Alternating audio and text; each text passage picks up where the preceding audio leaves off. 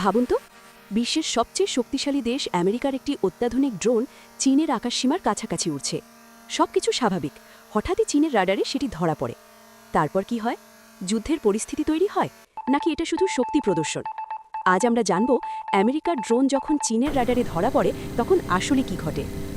বর্তমানে বিশ্ব রাজনীতির সবচেয়ে বড় প্রতিদ্বন্দ্বিতা হচ্ছে যুক্তরাষ্ট্র এবং চীনের মধ্যে, বিশেষ করে সাউথ চায়না সি এবং তাইওয়ান ইস্যু নিয়ে উত্তেজনা তুঙ্গে।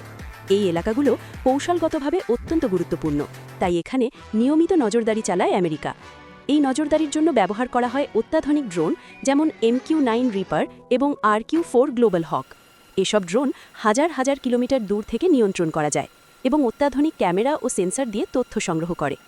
ধরুন, একটি মার্কিন ড্রোন আন্তর্জাতিক আকাশসীমায় উড়ছে। আমেরিকার দাবি তারা আন্তর্জাতিক আইন মেনেই উড়ছে, কিন্তু চীনের মতে এটি তাদের নিরাপত্তার জন্য হুমকি। তখন চীনের শক্তিশালী রাডার সিস্টেম ড্রোনটিকে শনাক্ত করে এবং ট্র্যাক করতে শুরু করে। চীনের এয়ার ডিফেন্স সিস্টেম, যেমন S-400 মিসাইল সিস্টেম, দূর থেকে লক্ষ্যবস্তু শনাক্ত করতে সক্ষম। রাডারে ধরা পড়ার পর পরিস্থিতি আরও উত্তেজনাপূর্ণ হয়ে ওঠে। অনেক সময় চীন ফাইটার জেট পাঠায় ড্রোনটির গতিবিধি পর্যবেক্ষণের জন্য। সতর্ক বার্তা দেওয়া হয়। কখনো কখনো ফাইটার জেট খুব কাছ দিয়ে উড়ে চাপ সৃষ্টি করে। এ ধরনের ঘটনা অতীতেও ঘটেছে, যেখানে চীনা জেট মার্কিন নজরদারি বিমান বা ড্রোনের খুব কাছ দিয়ে উড়েছে। এই নিয়ার কলিশন পরিস্থিতি দুই দেশের মধ্যে কূটনৈতিক উত্তেজনা বাড়িয়ে দেয়। সবচেয়ে বড় প্রশ্ন হলো, এটা কি যুদ্ধের সূচনা? বাস্তবে বিষয়টি এত সহজ নয়।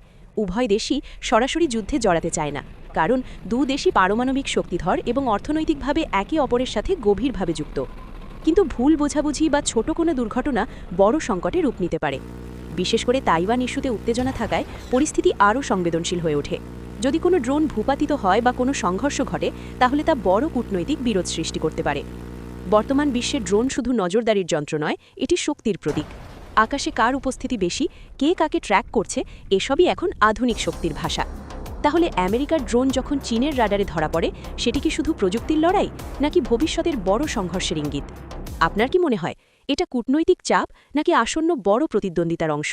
কমেন্টে জানাতে ভুলবেন না। ভিডিওটি ভালো লাগলে লাইক, শেয়ার এবং সাবস্ক্রাইব করুন।